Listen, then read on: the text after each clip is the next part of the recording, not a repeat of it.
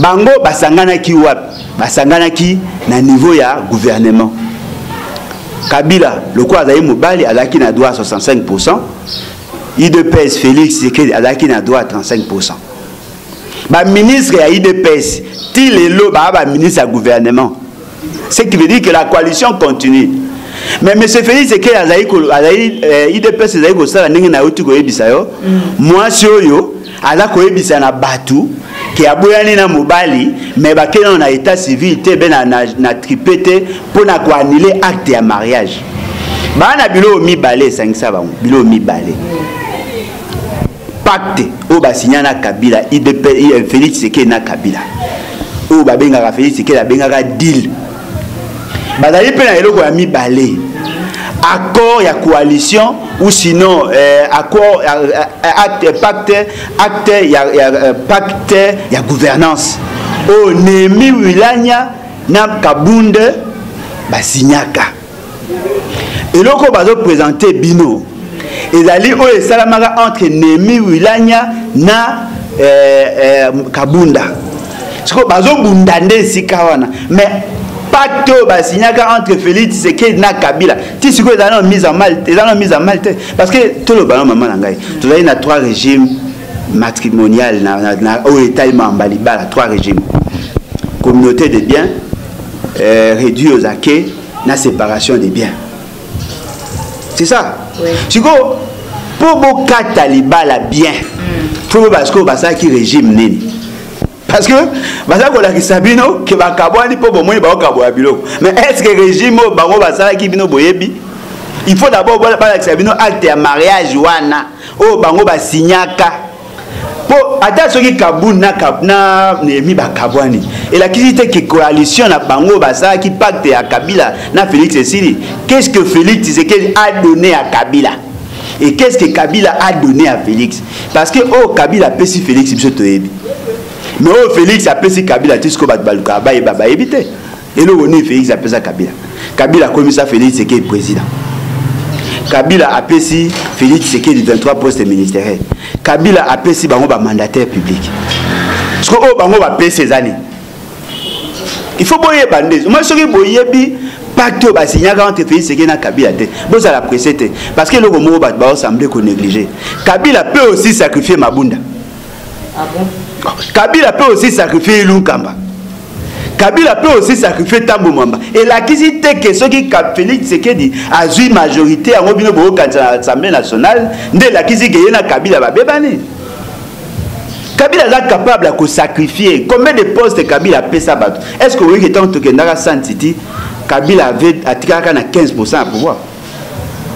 Sur 500 députés nationaux, à 67. Sur 108 sénateurs, à la a 13. Ma poste nyo so na pesaka ba bemba ba Roubé wa ba Roger Lumba ba Mbusa Nyamusi a pesaka mais atikala na eloko moko l'influence sur les institutions. Et en fin de compte, a gagné l'élection. Qui vous dit que Félix Tshisekedi a gagné? Qui vous dit que la stratégie a eu une Kabila? Parce que tout ce que vous a longoli Mabunda, mais longoli Mabunda, est-ce que vous avez dit que tant que longola Kabunda wa Kabund, est-ce que vous voyez que les membres de l'IDPS soutiennent la démarche? Est-ce que vous voyez que ça a été négocié entre Félix Tshisekedi et Kabila? Félix Tshisekedi avait sacrifié Kabunda. Ah ok, Akende. Félix Tshisekedi a pona kutu mutumzu a remplacé Kabunda, wana une dame pour remplacer Kabunda. Ce qui veut dire qu'en politique, vous avez pressé, il y a retiré ma conclusion. Vous pouvez aussi assembler justement pour que Bati Kabila ne cancelle quoi mais Félix Kabila y est mort dans la poste à Félix. Allez moi si naï. Azana ba continuer à bolingo na bango. Akoyi ko sacrifier pour Kabunde, ba Kabuya, ba Mabunda, ba nani bazali bana o ba botaka en dehors ya mariage. Akoyi ko sacrifier bango pour na bolingo. Pour lui Félix Tshisekedi a critiqué Kabila te. Oh ça qui fait Tshisekedi a critiqué Kabila. Alors ma coalition va signer la gouvernance. Il n'a jamais parlé à pacte. Il y a un moment attends ceux qui va annuler pacte na bango va mettre en mal pacte na bango pacte à Makasi c'est-à-dire pacte va signer bango mi balé. Alors Félix Tshisekedi sokot a ingala kisabiso Kazana posa à changement à l'ingui peuple et l'oka liboso a dévoilé nanu pacte ya signara na Kabila a ebisa biso ya pesaka Kabila nini Kabila pesaka nini acte na bango ba signaka ezalaka po yazo komilela na ko ikolinga te accord moko za likolo mais accord ngo eza nini pour constitution article 1er ti article 223 to yebi mais pour la nini oya bango ba olobate na boyi libala oui mais acte ya mariage eza wapi papa yaka nango totala tokoyeba soki bozali na régime matrimonial nini à partir de tokoyeba eloko nini yokozwa na omuswa ce qui veut dire ba distraire bino bato na ba très dangereux et puis na discours na prophétique wana eloko yo comme ça ngeza bino boyebisi na biso ke Félix Tshisekedi a ko déboulonner le système d'occupation à obunisa contre ba Rwandais ah bon. Mais pourquoi cette solution n'a pas préconisé pour rapport à Marama Minembo? Pour nani na ebisi bino te ke ba Banyarwanda ba o ba benga ba Rubé wa ba Rwandais. Parce que pour na bato bakanisi que ceux qui Kabila za Rwandais na ki Rwanda ngwa za yemo. Au moment où il y a za bino bosolo ba bato kaza ko bunisa ba Rwandais, il continue à considérer Kagame comme son partenaire. Au moment où bino bo kantaka o bunisa occupation, au même moment de to lo balelo, ayamba ki bizi makaramweto. Ayamba ki ba Rwandais, ayamba ba Rwandais. Ce qui veut dire que Bolinga Bossambouye peuple congolais. Mais ce fait, c'est qu'il n'a pas l'intention. Pourquoi il ne s'est pas attardé? Parce qu'on a yebi lelo. Moutoua n'a pas ça changement. On a pas ça à rétablir l'ordre public. On a pas ça que les institutions a libéré. Et l'autre mot ça c'est d'encourager les rapports, l'exécution en rapport mapping. Parce que le rapport mapping, et Rolongola Moutoua Bemba, Roger Lumbala, Mboussa Nyamwisi, Rubewa, Joseph Kabila, Olivier Kamitatu, Ozuba Ndundu Bononge. Tu nyonso basala rébellion au ba occasionné la mort de plus de 6 millions de personnes. Bango tout ba olongwa. On a posé la tête que Ofinga Kabila o lo ba botinda ba bandi na pays peuple. Non. Yo lo ba OK. Ministre des Affaires étrangères, vice-ministre de la Justice, au niveau international, nous exigeons l'exécution, l'application, la prise en compte, il y a un rapport mapping. Et là, au moment où on détruit Kabila, le rapport mapping est zaté. Parce que là, la communauté internationale va les prendre en charge. Mais on les a dit que Vino Bolinga, ça assemblée à Relaxabatou. Non, voilà, groupe Moro Baye, groupe et puis le monde va bêter bataille de pèse. Ce qui veut dire qu'il va bêter les sous. Mais Vino Bolinga, il y a un bitumba à Makofi. Mais la bitumba à Makofi, il y a un bateau, il y a un Kabila. Il y a un pouvoir, capacité à nuisance à Kabila. Mais les alliés, ceux qui mettent en évidence les rapports mapping.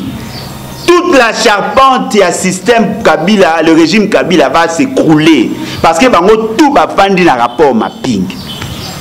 À l'obéli à moté.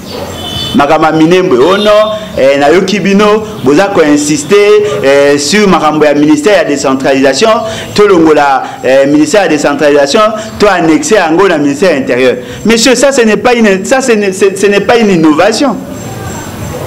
Ça n'a rien à voir avec ce qui nous arrive aujourd'hui. Parce que beaucoup de ministères sont ensemble. Tant qu'on a besoin de décision, il y a qu'à créer Minembo comme commune. Roubewa n'était pas au gouvernement, il était avec vous dans l'opposition. Azoko Sabino. Changement à l'élo, il faut que l'on ait M. Félix Tshisekedi. Il ne mérite pas d'être président. Kolongola Kabila. FCC cache. L'union va détourner volonté à peuple. Kolongola Bango. Tant que Bolongo Libango, en ce moment-là, vous convoquez le Congrès fondateur. Vous avez un état généraux secteur par secteur. Parce que ceci n'a pas d'ici 40 ans, d'ici 2060, nous allons totaliser 100 ans d'indépendance. Et nous continuons à être incapables de nourrir nos propres enfants.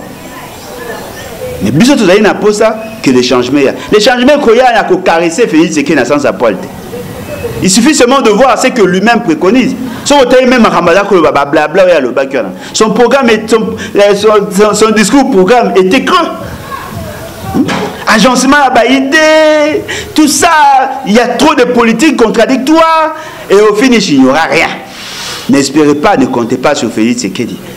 À la limite, mon bateau, il faut bosser l'effort, pour une retraite anticipée. Voilà.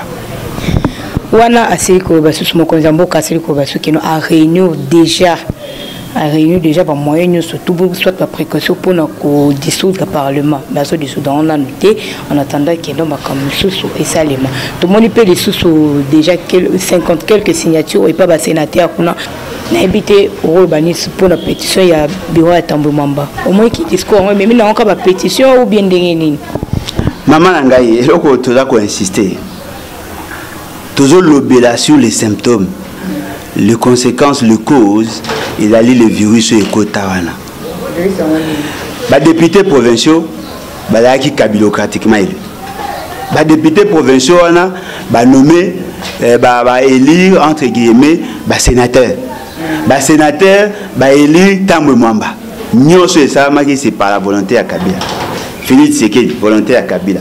Député, volonté à Kabila. Aujourd'hui, Mabunda, volonté à Kabila. Tant ki Kabunda, Longola qui. Aujourd'hui, et pas tant volonté à Kabila. Ce qui veut dire que c'est la volonté à Kabila. Ceci n'a volonté de à peuple. Attends, ce Balongo qu'est-ce que ça a à voir? Et que changer ni. Mais peuple. Maman, peuple sengité. Peuple a le ban à binobo respecter volonté, c'est la constitution. Peuple sengi mukoni. Peuple ni. Vous confondez les bandits à IDPS, vous confondez les peuple. Oh, ce sont des bandits à IDPS, ne balo balabala. Et ça, peuple a dit volonté nanga, c'est la constitution. Ou à respecter la constitution, à respecter la volonté à peuple. En dehors de la constitution, il n'y a pas la volonté à peuple.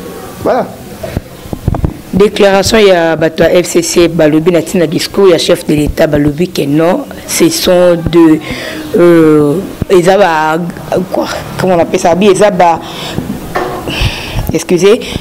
FCC a sali déclaration Koloba Keno, discours, il y a chef de l'État, il y a grimace. Il y a grimace, Bango Koloba Keno, à le gouvernement Sika, Bablo Bongo. Il y a habité jusqu'au discours, la déclaration, il y a FCC. Bon, en tout cas, ce qui est vrai, Zali, M. Kabila, par sa seule volonté, il a créé un monstre. Monstre, on a qui justement pour désorienter la volonté à peuple. Maman Nangaï, ce qui monstre, on va créer qui Ali Bango, tu souhaiter un bon appétit. Il faut que Barango et l'eau. Nous avons un poste à Betara Bamasola, FCC cacheté. Parce que, surtout, nous avons M. Kabila. Il y a un certificat d'enregistrement à Congo, il y a un locataire, il y a un propriétaire, il a détourné la volonté à peuple. Ils n'ont pas le droit de se lamenter. Ils n'ont pas ces droits-là. Est-ce que violation manque l'équipe détourner volonté à peuple dans la constitution Zali? Ceux qui vont s'entretuer, ils vont s'entretuer. Pourtant, que M. Félix Tshisekedi va nommer un informateur. Mais nommer un informateur, il faut que M. Félix Tshisekedi a comprendre que la démarche à nomination, il y a un informateur, il est constitutionnel. Il faut d'abord qu'il y ait une demande. Il faut que le poste est à la vacante. Parce que finalité, il y a un informateur, c'est de constater s'il y a une majorité. Et cette majorité aura pour finalité de présenter les candidats au Premier ministre. Et après, Moutou a assumé fonction à président, il a nommé le Premier ministre. Mais le poste n'est pas vacant. Et puis rien n'atteste aujourd'hui qu'il y ait une nouvelle majorité. Parce que moi, je suis sur le Azui Liputao ya Java, Azui Tex Africa, Azui Asangisi, Bibambande Bayo Sala, na Obenga Batisi Bigaré. Baolinga ko comprendre te. Ce qui va faire tomber le bureau, cela ne veut pas dire que la majorité a basculé. Il faut que les gens qui sont membres de cette majorité, la majorité actuelle, va déclarer. Parce que le mot est vrai. Le mandat, il y a des députés d'aller impératif. Ceux qui, par exemple, un membre il y a PPRD a voté contre Mabunda, cela ne veut pas dire qu'il y a combien de membres il y a opposition, il y a combien de membres il y a IDPS. Pour que va déclarer majorité, on ne parle pas en termes d'individus, mais on parle en termes de partis politiques et de regroupements. Moutou a voté contre Mabunda. Ce qui a déclaré, député, on a déclaré qu'à partir d'aujourd'hui, je ne suis plus membre de la PPRD. Automatiquement, il est frappé par les dispositions de l'article 110 de la Constitution. Au Longolaye, suppléant a remplacé. Ceux qui suppléant par ça les mêmes déclarations, au Longolaye, suppléant a mis balai à remplacer. Ceux qui suppléant a mis balai à ça les mêmes choses, tout balongwe va organiser l'élection à la circonscription. Ça, c'est l'esprit de la Constitution. Moutou a voté contre Mabunda ne veut pas dire qu'il y a Moutou, il y a cash. Pour que vous ayez la chance à cause de la majorité, il faut avoir les partis politiques et les regroupements qui ont aligné les candidats. PO, député Nabango Bazali ko siéger. Ce sont les regroupements qui constituent la majorité. Ce ne sont pas des députés. Mais c'est l'effort pour comprendre la constitution. Vous faites des minges dans sa bande, moi, il y a déranger. Il y a des gens qui battent dans la effort à comprendre. Ceux qui va longoli va regrouper. Moi, je suis longoli AFDC a commis membre à cash, c'est possible. Ceux qui vont longoli AAB a commis membre à cash, c'est possible. Mais ceux qui vont longoli moutou moko ya FCC, ya AFDC a commis pas la bino bossa les logoté. Bossa les logoté. Et puis qui vous dit que tant que batouana va aussi ça. Que ça va aventure va faire tomber Mabunda. Pour faire tomber Mabunda, c'est ce qu'on appelle la mutualisation des efforts. Parce qu'il y a un ennemi commun. Va combattre l'ennemi. Mais tant que temps, il y a que présenter des candidats. Ou va remplacer Mabunda. Vous pensez que cette unité, au moins, et vous avez lobby. Vous vous rappelez à Obati, non, voilà, tu le vois qui Mabunda, mais la monnaie qu'il faut, que poste wana, vous pesanga. Vous connaissez pas que moni Bemba. Bemba, non, voilà, le quoi, tout ça, qui ensemble, ngana au dans gouvernement, vous pesanga. Vous soutenez, vous avez 7 personnes, ou même Nakati à Union Sacrée, Nabino autour ya Kagame, Bandimi, Bamutu Baza candidat. Ngongana, est-ce qu'au moins, il y aura une autre dynamique, monsieur, qui s'est créée, c'est-à-dire que pas au pas JPT. Est-ce que vous savez qu'en 2007, Kabila a soutenu la candidature à Cheikh Kitoun comme sénateur? Kabila a soutenu la candidature à Kengo. Ah, bon, moi, a soutenu 2 candidats au même moment. Ok, dans le Congo central. Kabila a soutenu la candidature il y a Deon Koussou. Kabila a soutenu la candidature il y a Mbado Ambado. Mbado à l'écart. Après, il y a Kabila derrière. Qui vous dit que ça a les stratégies? Maman Boté, on se distrait, pardon. On a distrait. Tout ça qui a un vrai débat, débat à Minembo. Et là, nous avons travaillé avec les notables et Sud Kivu. On a travaillé avec eux pour nous dire que Minembo et ça on avait utilisé qui? Moïndo Nzangi. Tu peux savoir Moïndo Nzangi ba élément, ba Kulutu na biso ba Martin Fayulu ba travailleur, ozu ba Papa Nganda ba ça ba élément, biso to participer.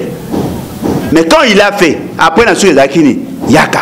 Nye, ba même yo mona boké bosala bosali motion na niveau Assemblée nationale, yo sali question orale avec débat na niveau Assemblée nationale na suka bosenga na muto a démissionné volontairement.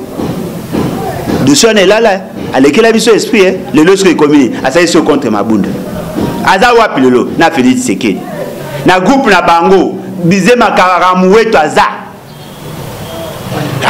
au moins ils connaissent basaka na biso, c'est-à-dire qu'il y a une stratégie moko na lolenge ba bibi na suka pas il y a sali récupération. Aujourd'hui on a fait une santé financière au détriment de la population. Où en sommes-nous avec les Lesotho Minembwe? Et là yoga sous Congolais silika sus qui m'a efandi ba to basala ko essayer bosane alors que bosana ça c'est un dossier très sensible.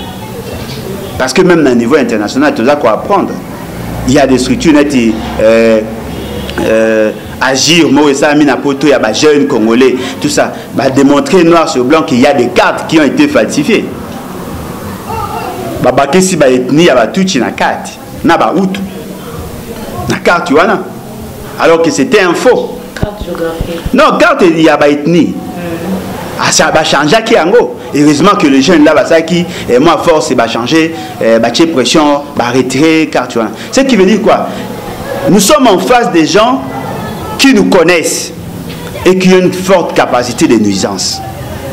Les Cambodgiens, ça m'a le na Congo. Les lones te le baboué. C'est amer. Ambassadeur amer, voilà. ce mercenaire-là, il est pire que Hitler. C'est-à-dire, il a chambarder tout. Il veut tout détruire. Un ambassadeur, mais au moins, a commis le pouvoir, au-delà même, il y a le président de la République. A commis le président titulaire. C'est lui qui décide, c'est lui qui nous amène dans les histoires. Alors que Hammer, oh là là, a commis chef direct à M. Félix Tshisekedi. Hammer Wana. Tant que Bimaka na audience ou à Pesakaye na Epa Rubewa. Abi on va mettre fin à dossier c'est ça le plan. Et M. Félix Tshisekedi est là pour exécuter.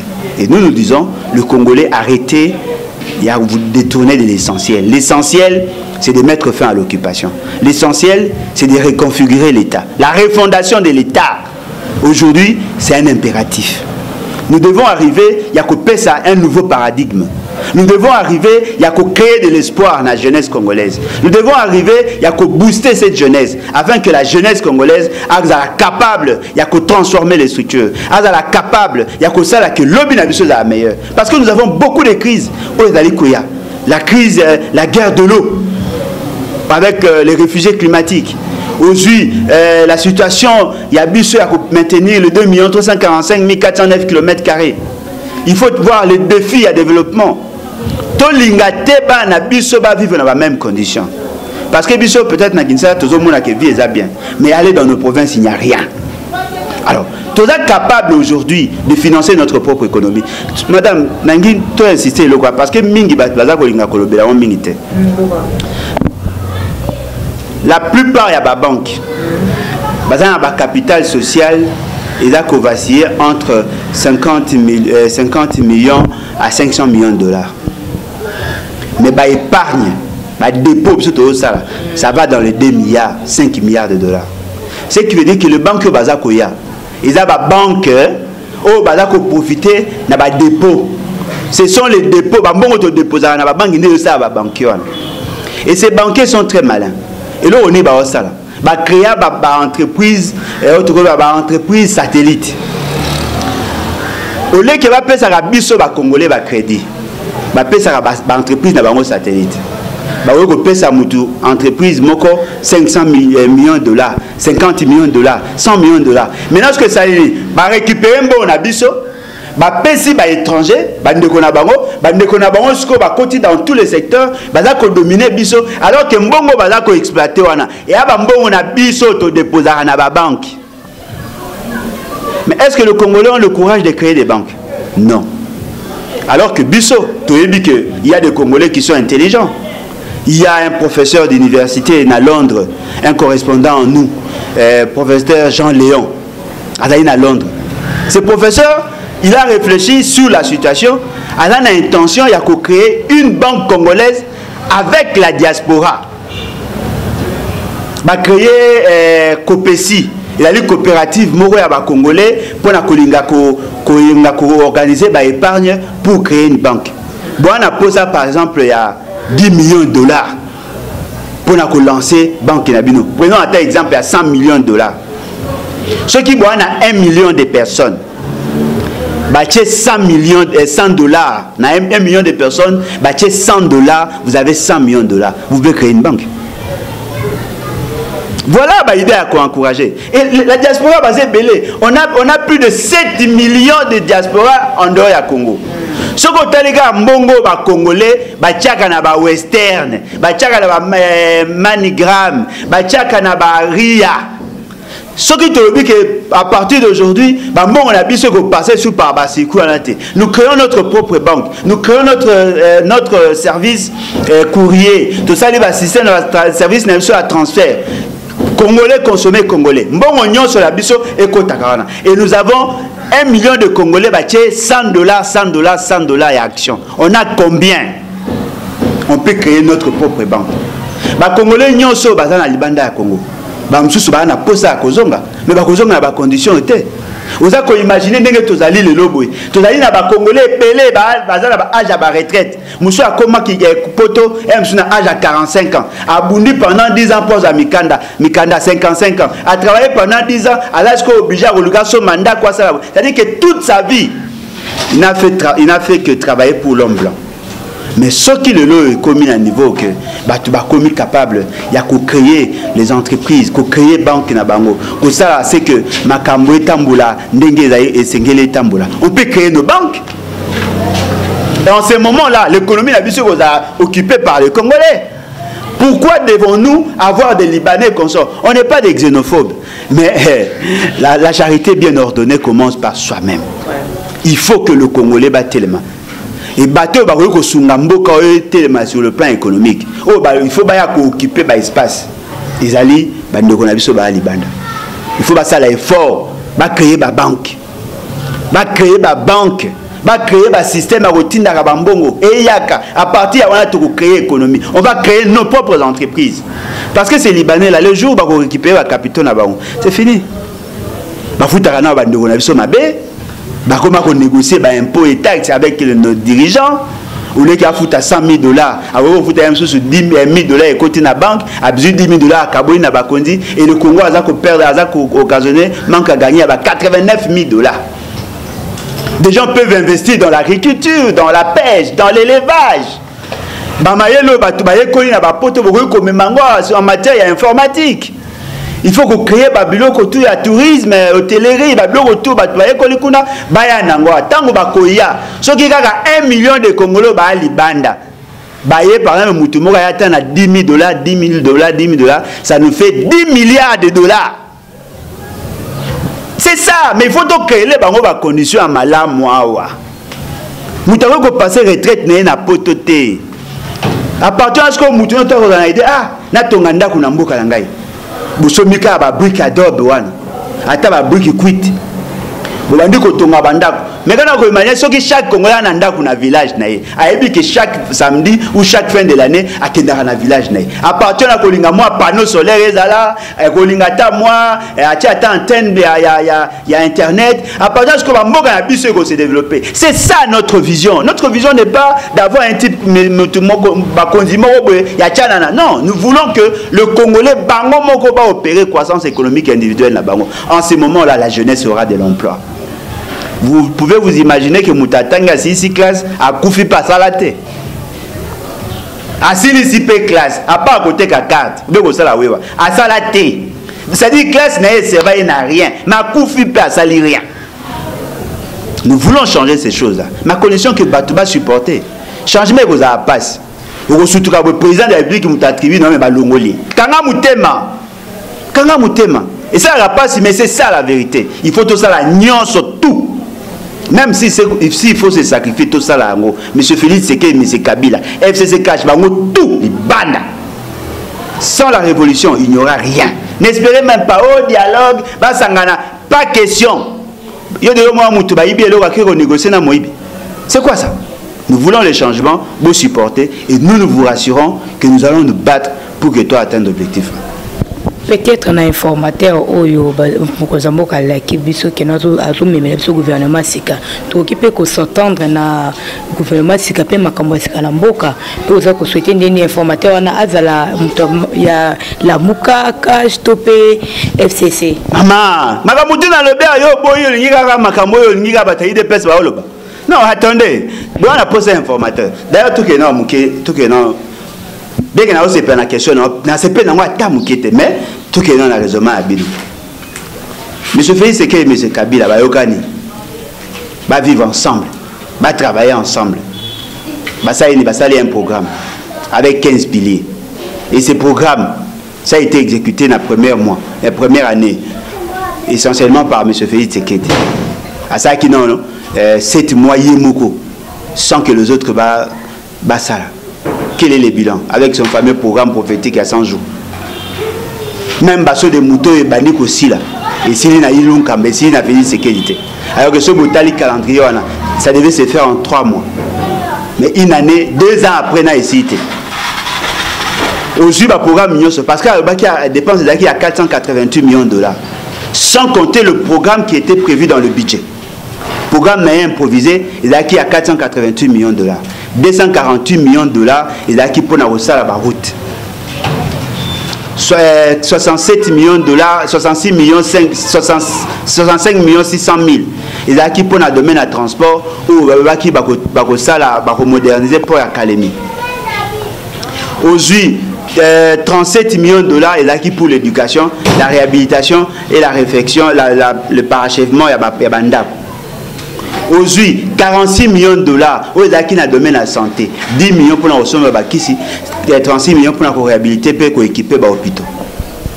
Aujourd'hui, 19 millions de dollars de poussière pour la SNEL, 19 millions de poussière pour la régie des eaux, 57 millions de dollars pour la construction, il y a des logements sociaux, au Djamal, à comment on a un bon.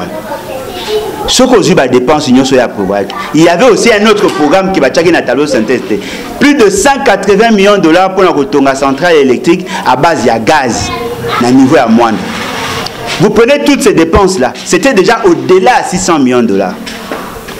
A-t-il exécuté ces programmes fidèlement? Non. Il y a eu détournement, il y a eu du gâchis. Exécuter le budget à 2019.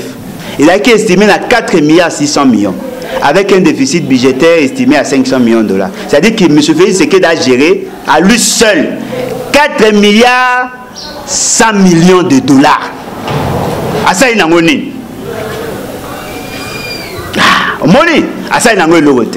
deuxième chose, en 2020, il a un budget à 10 milliards 900 millions. Il y a eu un déficit, certes, mais ils ont pu mobiliser plus de 3 milliards de dollars. Quel est le projet à s'allier en faveur de la sociale? Rien. Du gâchis. Ce qu'on après le but que ce qui veut dire qu'à mettre en évidence 8 points, il y a divergence. Ce qui est surprenant, on a 8 points de divergence, rien n'a touché directement au social. C'est-à-dire que le projet de développement n'a pas posé problème entre lui et M.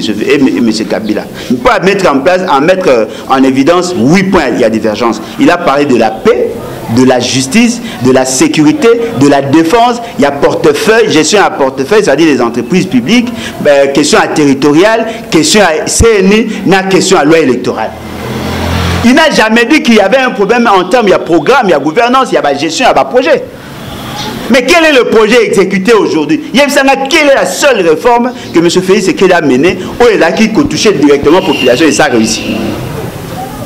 Quand on a eu un discours exotérique autour de ça, où est destiné aux faibles d'esprit, où a un discours, dans ce discours-là, qu'est-ce qu'il a donné comme idée?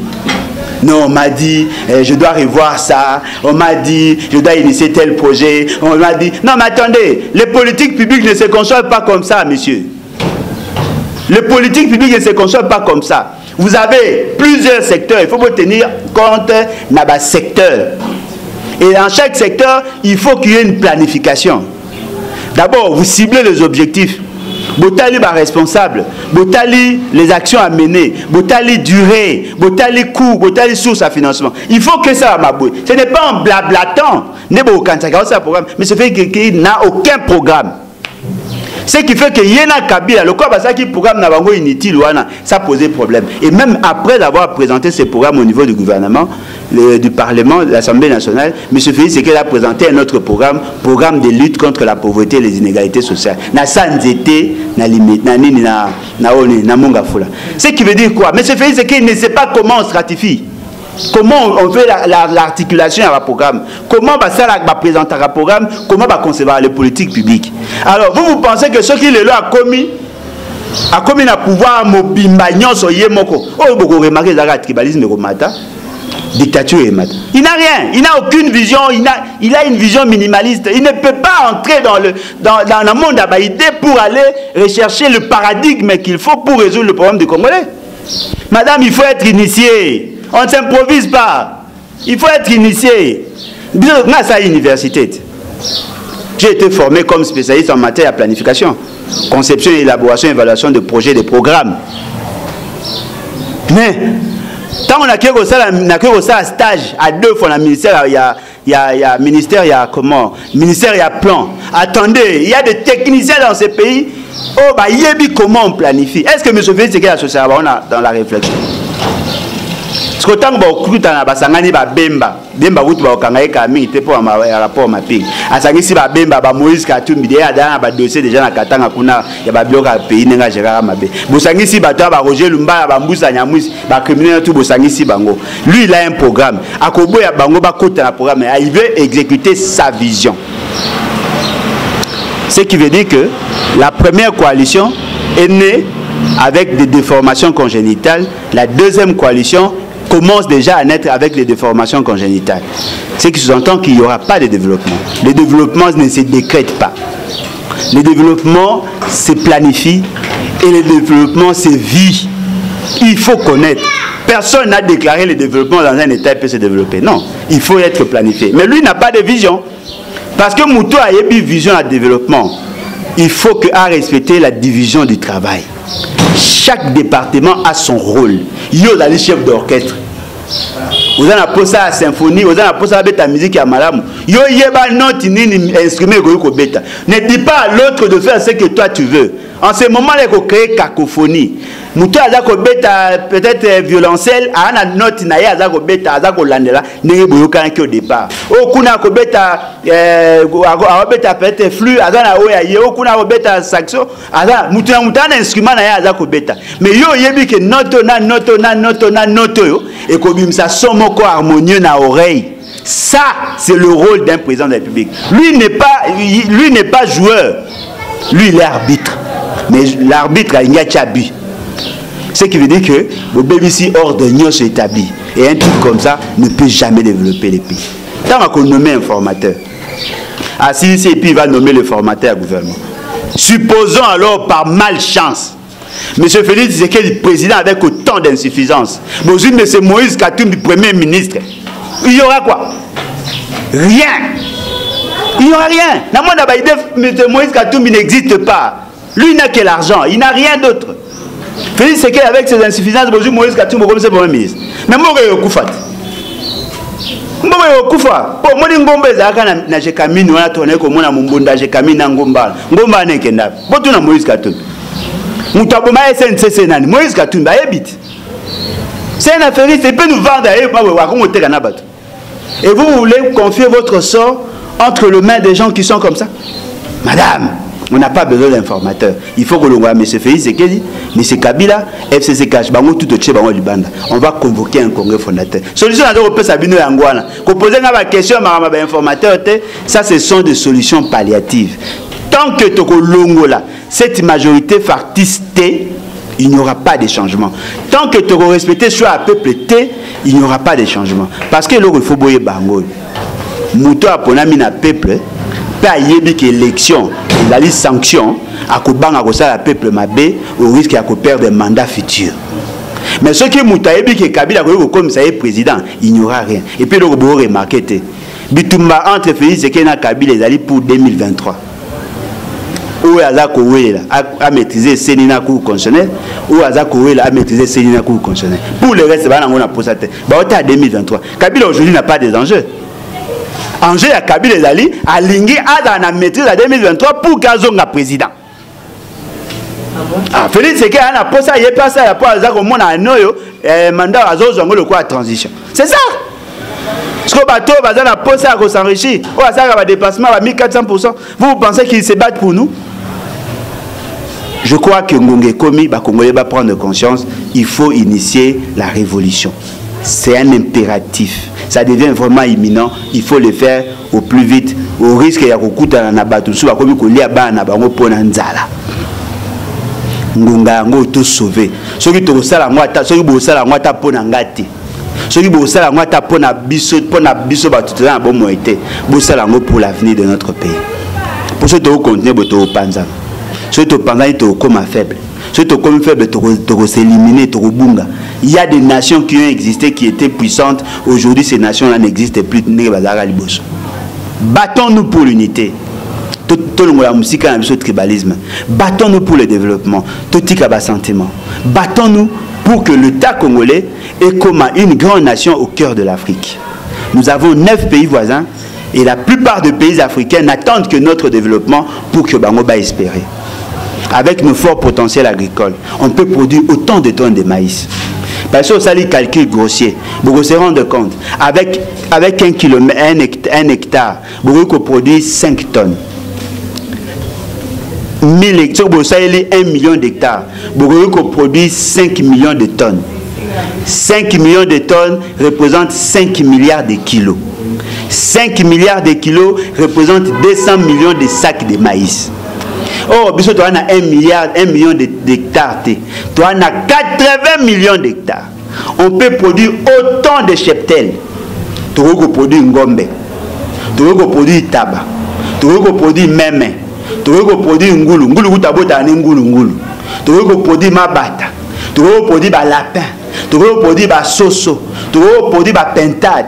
Tu peux produire pigeon. Tu peux produire nyoswana. Et tout va voler produire maki.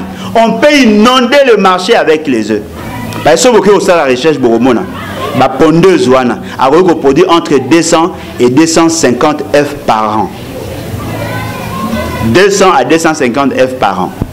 Ceux qui boivent 1 million de pondeuses. Beaucoup de 200 millions de maquis par an en moyenne. Si vous boivez 100 millions, n'est-ce pas na Congo ko zanga iloko akolia. Boy bisana ngai na o tout aux anango possibilité. Tu veux produire plus de 700 000 tonnes et plus de 7 ya ngombe. Ndenge nini bana biso ba ko gufa na bobola ya kozanga. 13 millions de Congolais bazali frappés na malnutrition sévère. Boy bisana ngai bon moi te mboko za mboka batama boma. Comment vous avez un potentiel? Vous ko za kaka tambu malisango o tia on a clôture ya ndako na bino e bota. Mais pourquoi les gens ba okufa na nzala? Tu vas couper la malnutrition chronique et sévère. Plus de près de 13 millions. 13 millions. Mais le gouvernement congolais, il pense à tout sauf à la population. Au même moment, tout le monde va rouler en Gombe ou produire. Libanda a payé, c'est-à-dire à louer avion, jet, avec des gens à l'intérieur. Fouti visa, frais d'émission, pays net le quoi à Dubaï par exemple, louer hôtel, dépenser bon tout va dépenser. À quel restaurant, abimisi 15 000 $ pour aller loko ekota mukolo moko lobe akekoli loko mususu 15 000 $. Mais ceux qui ont 15 000 $, vous payez maman maraîchère.